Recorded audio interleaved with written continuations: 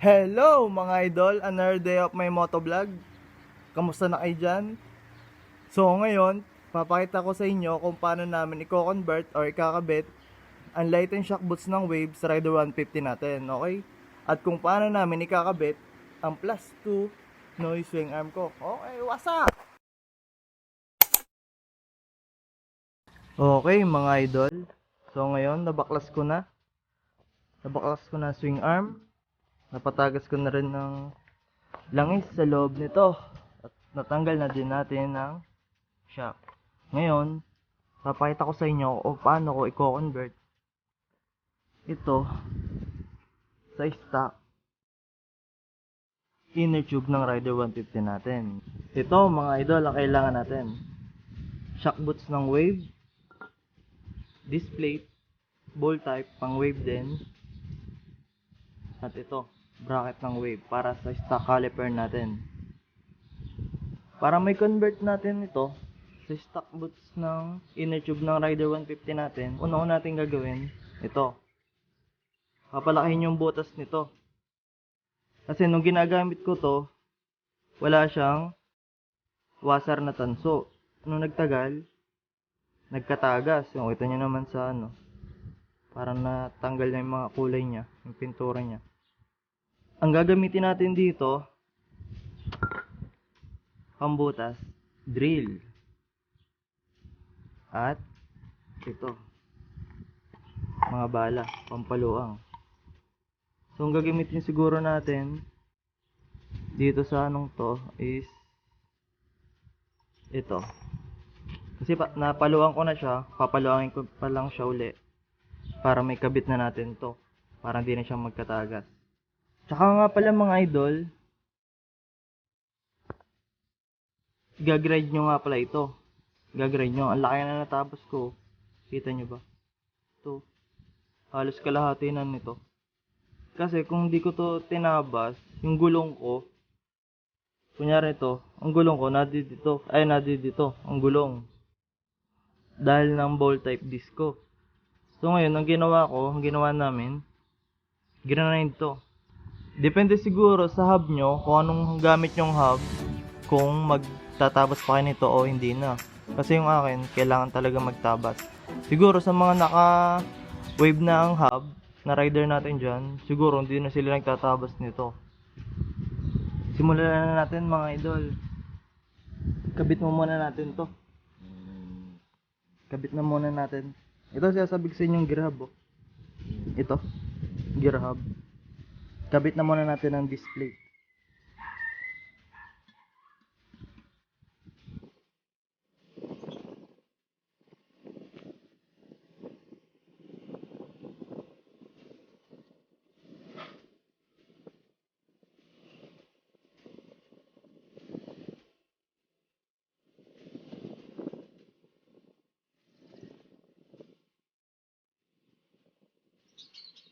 Ang gagamitin nga pala natin ditong panghapit is Allen na 5. Okay, pakita ko sa inyo.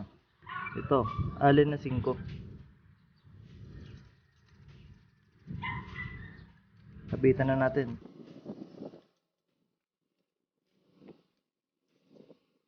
So ngayon, hapitan na natin. Papakita ko naman sa inyo kung paano ko ito bubutasan. So ngayon, butasan na natin. Ito ang gagamitin kong pampalaki ng butas. Okay.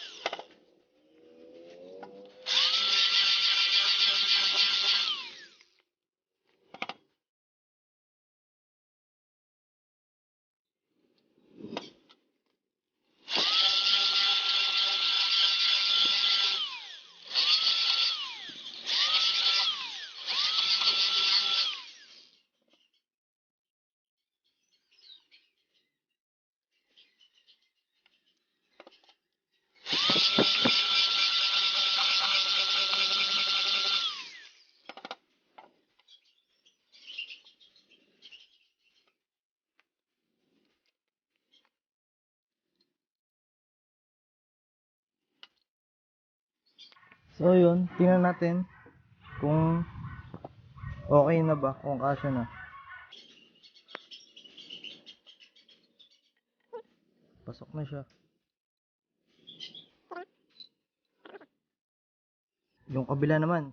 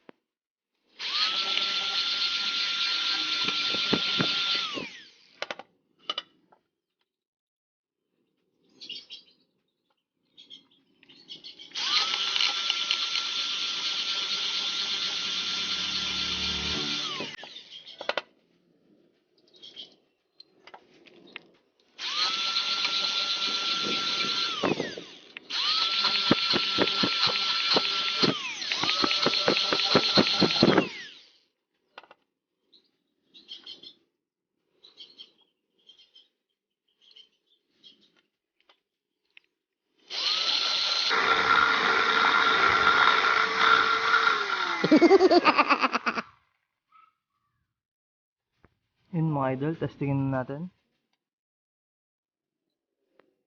Yun, okay na. Sigo na. So ngayon, ang kailangan natin gawin, lilinisin natin ang loob nito.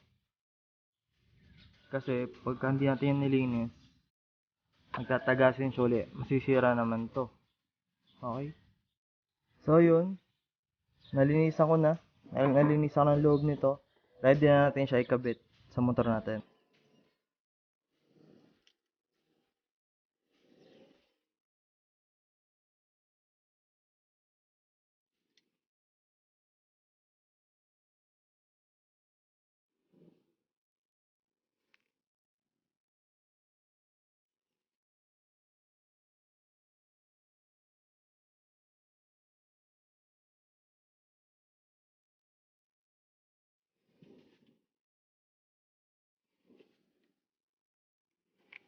Nakabit na natin sila mga idol, mga shock natin. Lagyan na natin sila ng hydraulic oil.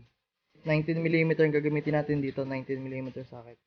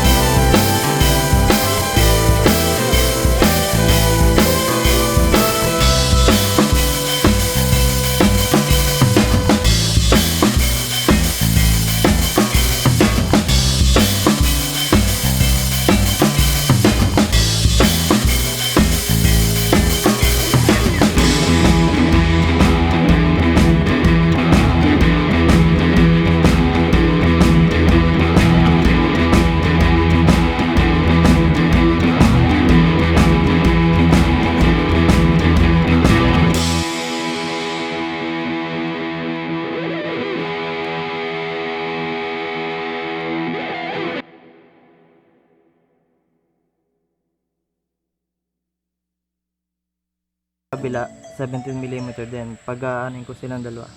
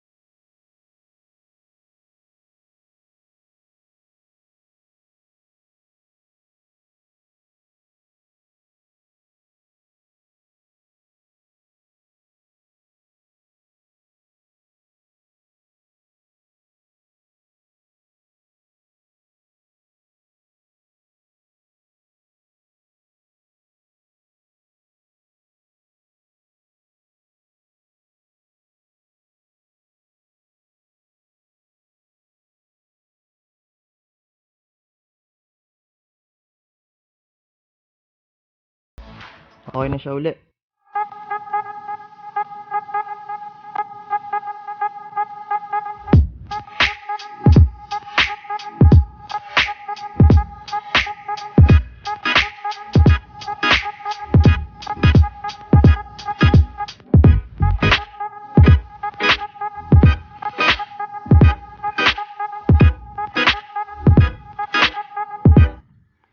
Shoutout muna tayo mga idol. Nika Cabagyo, shoutout sa'yo sa kapatid ko. Ingat kayo dyan. Andre Panopio, shoutout. DM Mercado, sa Team Minute, shoutout sa inyo. Pin. Jemar Bolusilio, shoutout sa'yo Pap. Ken Nieves, shoutout sa'yo. Isay De Castro, shoutout sa'yo pare. Subscribe na kayo. Okay?